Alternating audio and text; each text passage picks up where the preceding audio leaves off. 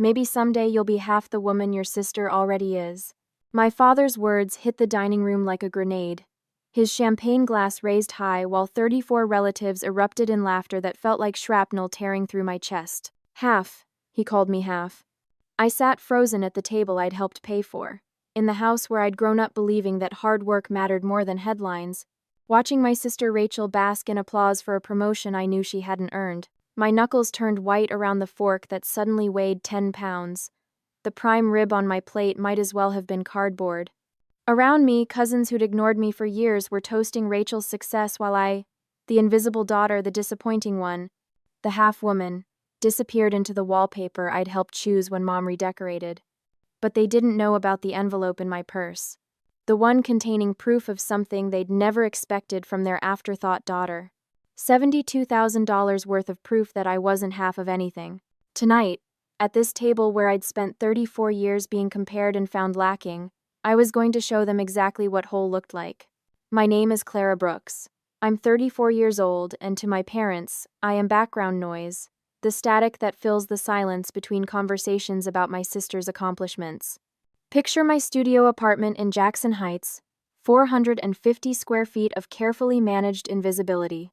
The kitchen table doubles as my grading station, buried under lesson plans for 9th grade English students who don't care about symbolism in The Great Gatsby, but might care if I can make Fitzgerald's words feel less like homework and more like understanding why people destroy themselves chasing things they can never have. My refrigerator is a gallery of post-it note discipline. Save $300 this month. No Starbucks until Friday. Tutoring money equals savings only. Each yellow square a small promise to a future my family couldn't imagine I was building, because they'd stopped imagining anything for me years ago. The family dynamics crystallized early. Dad, Michael Brooks, a man who measures love in LinkedIn updates and measures worth in salary figures. He's the kind of father who frames his daughter's achievements like hunting trophies, except only one of us ever made it onto his wall. Mom, Jennifer, soft-spoken to the point of invisibility herself, has perfected the art of supportive silence. She's there for every milestone, every celebration, every moment that matters, nodding and smiling and saying nothing that would require her to choose between her daughters or challenge her husband's narrative about which one deserves the spotlight. And then there's Rachel, 3 years younger but light years ahead in the only race that mattered in the Brooks household, the race for parental pride. She's a marketing executive at a firm in Manhattan, the kind of place with exposed brick and craft beer on tap and salary negotiations that start at 6 figures. Rachel has the corner office, the designer wardrobe, the engagement ring from Trevor, whose family owns half of Westchester County. She has the life that looks good in Christmas cards and sounds impressive at dinner parties, the kind of success that makes parents feel like they did something right. I have a studio apartment, a 2015 Honda Civic, and a closet full of Target clearance finds that I rotate through like a capsule wardrobe designed by someone who's given up on being noticed. But I also have something they don't know about. The pattern started in childhood. Rachel's achievements celebrated like national holidays while mine were acknowledged with the enthusiasm people reserve for updating their car insurance. When she made honor roll, Dad took the family to Carrabba's and gave a toast. When I made honor roll, Mom said that's nice, honey, and asked if I'd picked up milk on the way home. Rachel's college graduation, a party with catering and a slideshow. My graduation, dinner at Olive Garden and a card that said, "Congratulations, graduate," with a stock photo of someone who wasn't me. The comments accumulated like paper cuts, individually minor, collectively devastating. "Rachel's destined for greatness," Dad would say, watching her debate team competitions with the focus of a coach spotting Olympic potential. Meanwhile, I was in the audience, holding Mom's purse and the car keys, invisible even when physically present. "Clara, be grateful for what you have," Mom would whisper when I dared to express disappointment about being overlooked again. Grateful. As if wanting to be seen by your own parents was somehow ungrateful, like acknowledgement was a limited resource and Rachel had already claimed the family's entire supply. But the worst came from Rachel herself, delivered with that particular smile that cuts deeper than any insult because it's wrapped in sisterly affection. "Don't take it personally, Clara. You're just not cut out for more." Not cut out for more. Like ambition was genetic and I'd been born missing the chromosome that makes people worth celebrating. So I stopped trying to compete in the race where Rachel had already won. Instead, I built something they couldn't see and wouldn't understand even if they noticed. I took on tutoring. Rich kids in Forest Hills whose parents paid $75 an hour to make sure their children got into colleges that would look good on bumper stickers. I worked summer school when other teachers took vacations. I picked up SAT prep courses on weekends, teaching test strategies to teenagers whose futures would be determined by how well they could guess answers on standardized forms.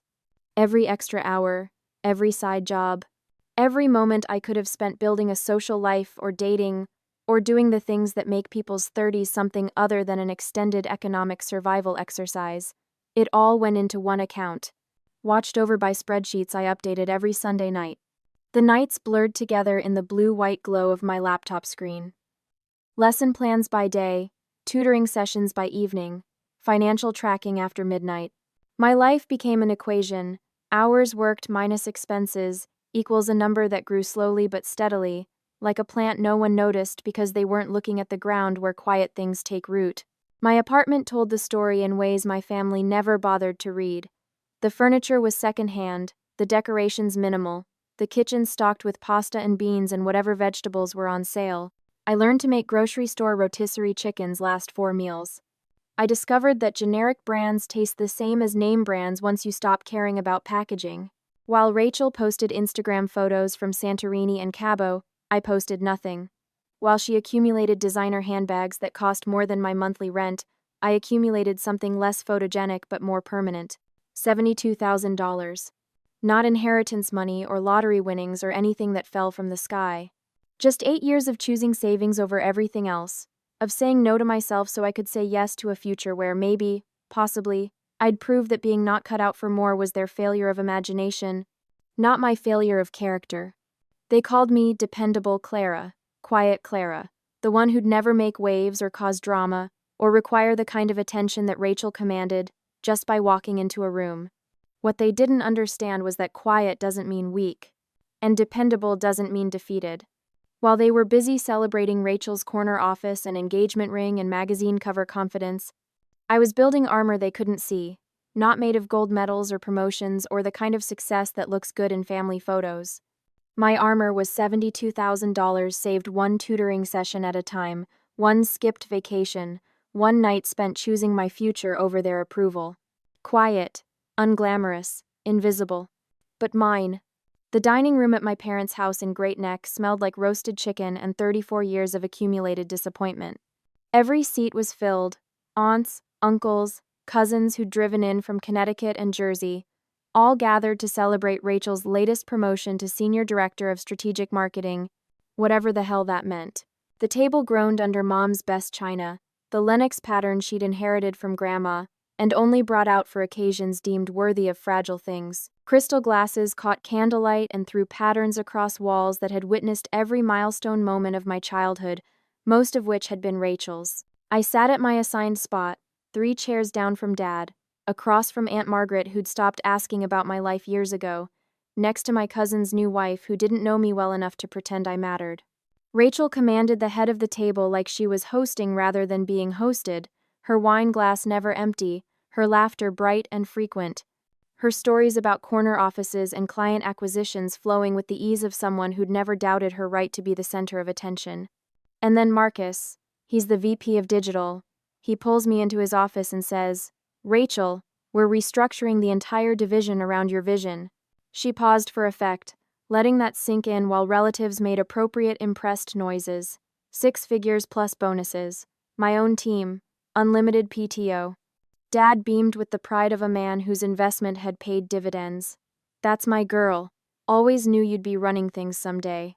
Mom squeezed Rachel's hand across the table, her eyes glistening with tears that never appeared when I'd gotten my master's degree or earned tenure at the high school. "We're so proud of you, sweetheart." The word we hung in the air like an accusation. We. The collective family pride that apparently required unanimous consent, and I'd never been invited to the vote. I pushed food around my plate: chicken that tasted like cardboard, asparagus that might as well have been rubber bands, mashed potatoes that stuck in my throat like paste. My wine glass sat empty while Dad made another round with the Pinot Noir, filling everyone's glass except mine, his hand moving past me like I was furniture that didn't require refreshment. The envelope in my purse felt like it was vibrating, though I knew that was impossible. Just paper and numbers, proof of something they'd never expected from their background noise daughter. $72,000 worth of silence, ready to speak louder than any toast. Then Dad stood up, clearing his throat with that authoritative rumble that had silenced dinner tables throughout my childhood. The room quieted instantly, 34 pairs of eyes turning toward the patriarch who was about to deliver wisdom or judgment or whatever combination of both he'd decided was appropriate for the evening. "I want to make a toast," he announced, raising his glass until the wine caught light and glowed like liquid rubies. "To Rachel, a woman of real success, real strength, real promise." Real. He emphasized it like there was fake success somewhere at the table, unworthy of acknowledgement. His eyes swept the room, landing on each face like he was counting votes of approval. Then they found me, and something shifted in his expression, not quite pity, not quite disappointment, but some toxic mixture of both that made my stomach clench. "Clara," he said, my name sounding like an afterthought in his mouth. "Maybe someday you'll be half the woman your sister already is." The silence that followed lasted exactly 3 seconds, long enough for his words to land, to sink in, to detonate in my chest like explosives designed to destroy whatever remained of my dignity. Then the laughter erupted. Not polite chuckling or uncomfortable throat clearing, but genuine, shoulder-shaking laughter that said everyone had been thinking it and was relieved someone finally had the courage to say it out loud. Half. My father had just announced to 34 relatives that I was worth exactly 50% of my sister's value. The room warped around me. Walls leaned inward like they were trying to crush me between plaster and family judgment. The candlelight flickered and bent, casting shadows that looked like pointing fingers. My heart hammered against my ribs so hard, I wondered if people could see my chest moving, if my physical reaction to emotional devastation was visible to everyone watching my public execution. Rachel's face lit up with victory, her smile sharp enough to draw blood. She raised her own glass in acknowledgement, accepting the crown of superiority that had just been placed on her head by the man whose approval I'd been chasing for 34 years. "Don't be so dramatic, Dad," she said with a laugh that cut deeper than his insult. "Clara's doing fine. She's just different. Not everyone's built for success." Aunt Margaret leaned across the table, stage whispering to my mother loud enough for everyone to hear. "Well, you can't deny Rachel is the pride of the family. Some children are just born with that spark. That spark, like ambition was genetic and I'd been born missing the crucial chromosome that makes people worth celebrating." My cousin's wife, Sarah or Sandra, I couldn't remember, whispered something to her husband that made him laugh and glance at me with pity that felt like acid on my skin. Around the table, conversations resumed with that particular energy that comes after someone's been publicly humiliated and everyone's pretending they didn't participate in the cruelty. Mom's eyes slid past me like I was transparent, her attention already back on Rachel, on the daughter who'd given her something to brag about at book club and garden parties, and wherever else mothers compete over whose children turned out better. Dad poured more wine for Rachel, filling her glass until it threatened to overflow, his hand steady and generous with the daughter who'd earned his pride. My empty glass sat untouched, invisible, unworthy of the same bottle. For 34 years, I'd swallowed their silence. I'd digested their comparisons, their casual dismissals, their assumption that my worth could be measured against Rachel's, and found lacking. I'd choked down every slight, every overlooked achievement, every moment where I was present but unseen. But tonight, sitting at that table with the taste of humiliation thick on my tongue and the weight of $72,000 burning in my purse, I finally understood something fundamental. Some bitterness can't be swallowed anymore. Some insults demand response. Some silence has to end, even if the words that break it destroy every carefully maintained family fiction. The envelope in my purse pulsed with possibility. Not just money, but proof. Evidence that quiet didn't mean defeated, that invisible didn't mean worthless, that being half the woman according to Dad's metrics meant I'd been playing a different game entirely. The scrape of my chair against tile cut through the dining room like a knife through silk. Every conversation died mid-sentence. 34 pairs of eyes swiveled toward me, forks frozen halfway to mouths, wine glasses suspended in air, the entire room holding its breath because Clara, quiet, invisible, half the woman Clara, was standing up. I could feel their expectations pressing against my skin like physical weight. Sit back down. Don't make a scene. Accept your place in the family hierarchy, and stop disrupting the celebration of someone who actually matters.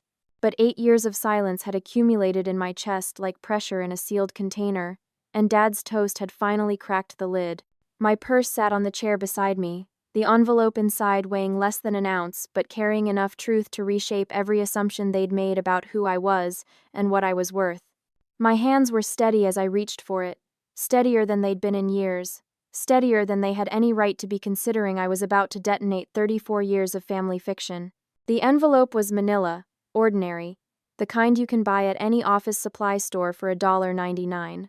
But what it contained was anything but ordinary. I placed it in the center of the table, right next to the crystal vase filled with roses that probably cost more than I spent on groceries in a month. The paper made a soft sound against the tablecloth, a whisper that somehow commanded more attention than Dad's booming toast had minutes earlier. "You call me half," I said, my voice not shaking despite the earthquake happening inside my chest. "Let me show you the whole." The silence that followed was different from the earlier laughter. This was the silence of people who'd just realized something was about to happen, something they hadn't planned for, something that might upset the carefully maintained balance of family power. Rachel's smirk faltered at the edges, uncertainty flickering across her face like a candle in wind. Dad's hand tightened around his wine glass, his knuckles going white against the crystal.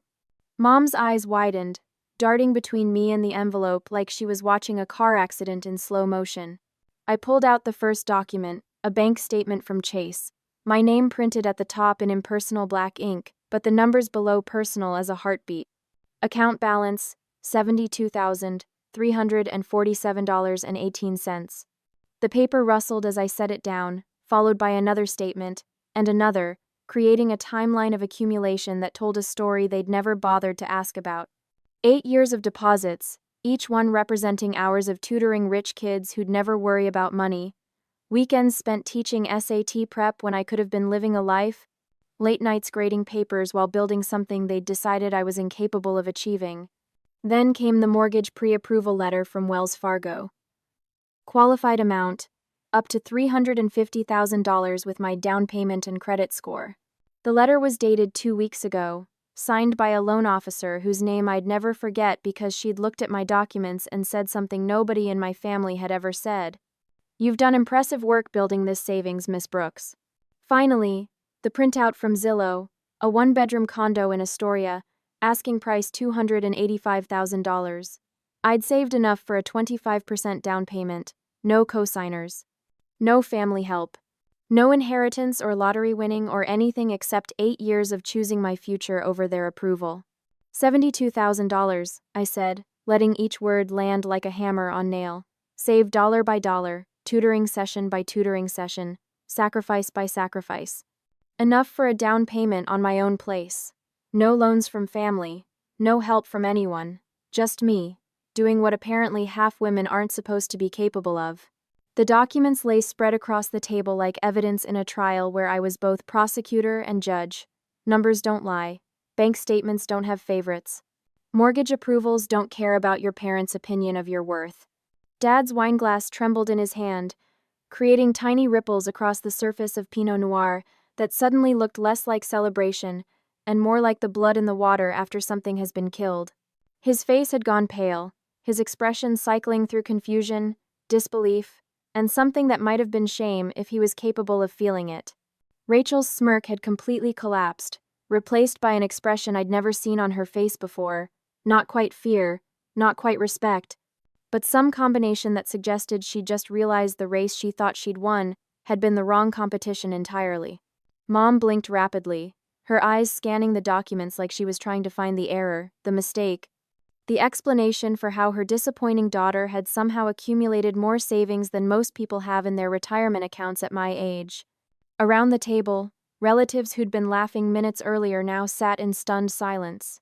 Aunt Margaret's mouth hung open slightly, her stage whisper about the pride of the family echoing in air that had suddenly grown thick with revised assumptions.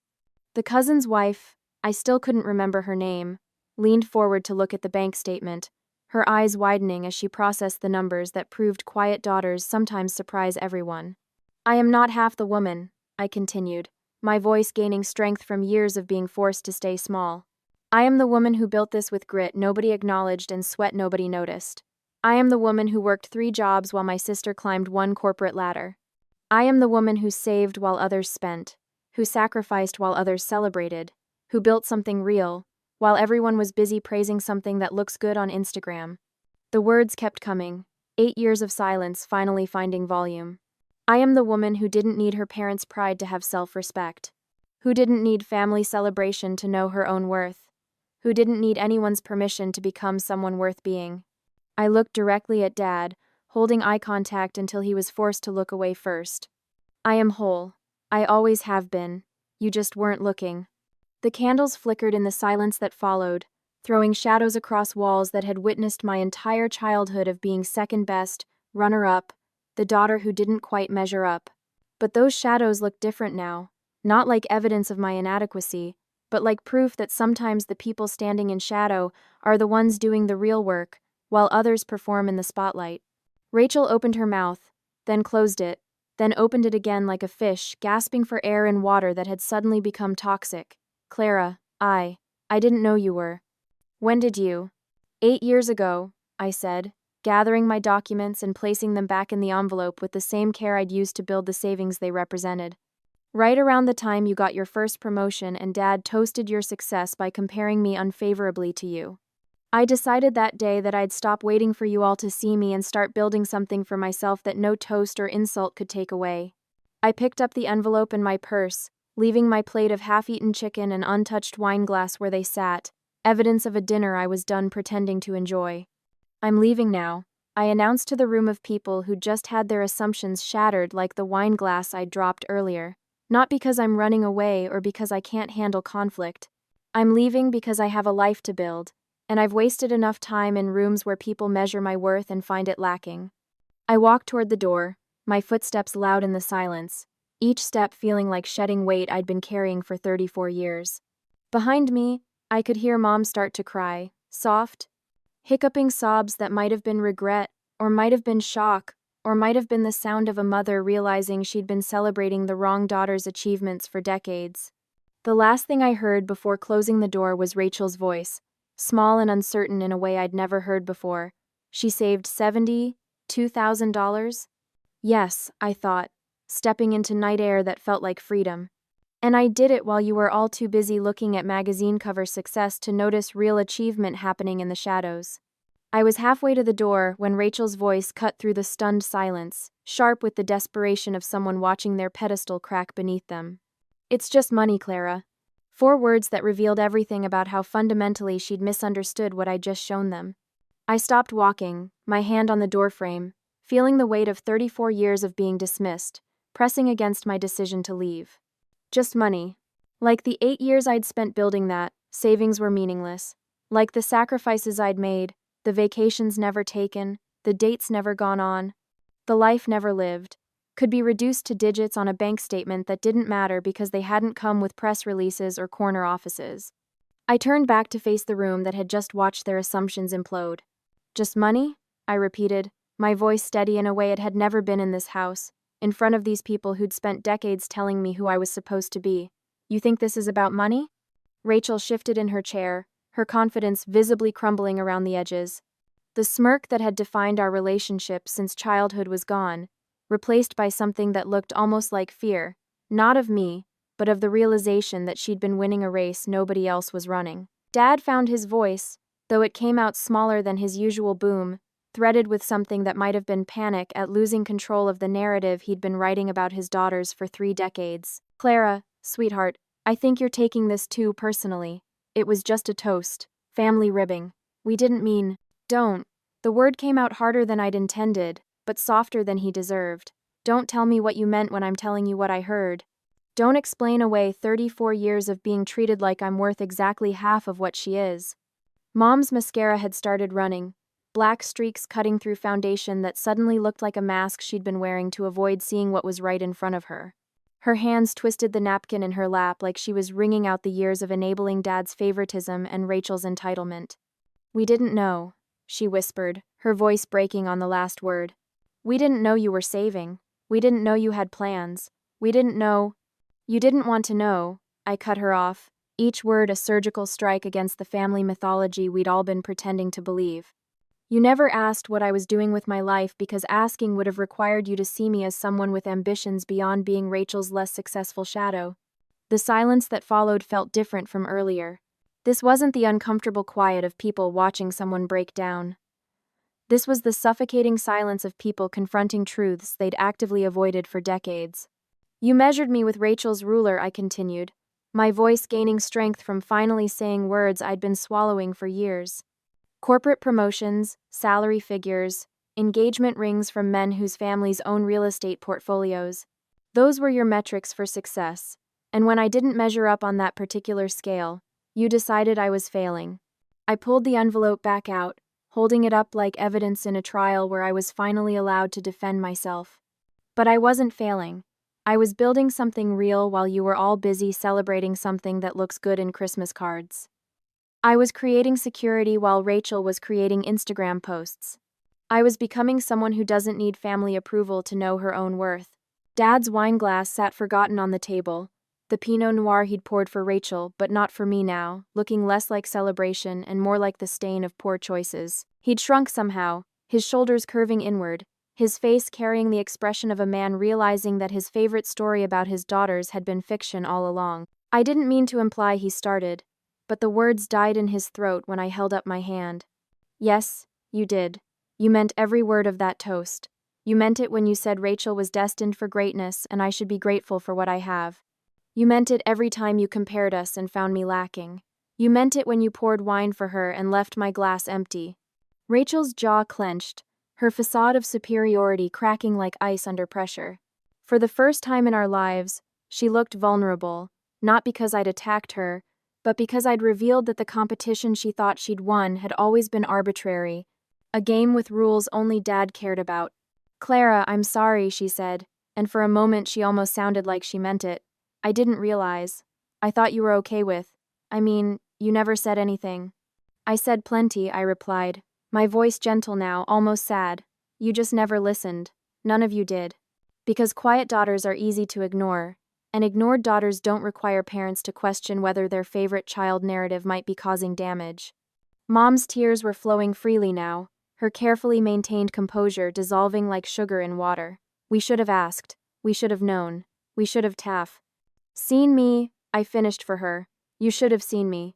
Not as Rachel's sister, not as the disappointing one, not as background noise in her success story. Just seen me for who I actually am. Around the table, relatives who'd laughed at Dad's toast now sat in uncomfortable silence, their faces reflecting various stages of realization that they'd participated in 3 decades of casual cruelty. Aunt Margaret's expression had shifted from smug satisfaction to something approaching shame.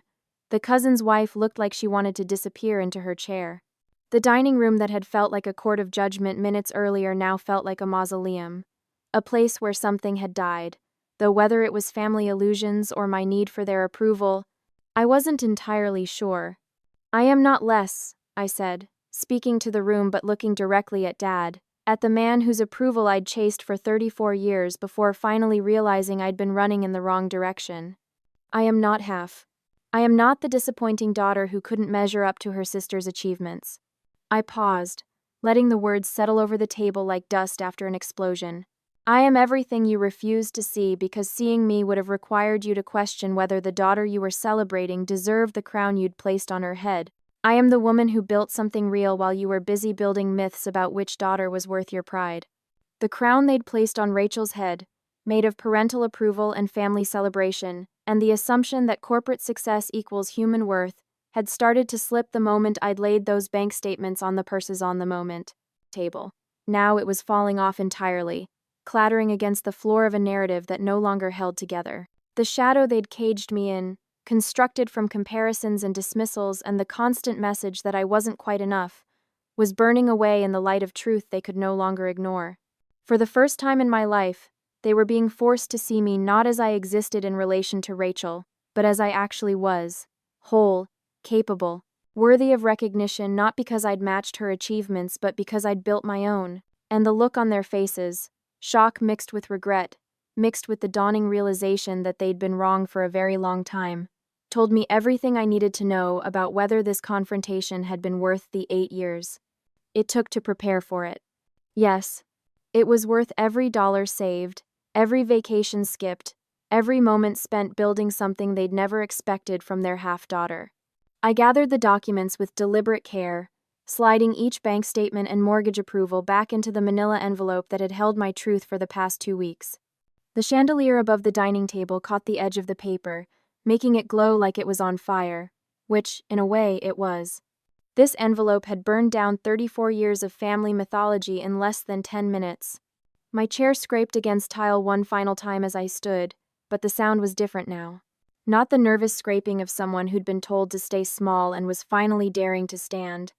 This was the deliberate, confident sound of someone who'd always been standing but was tired of people pretending not to see her.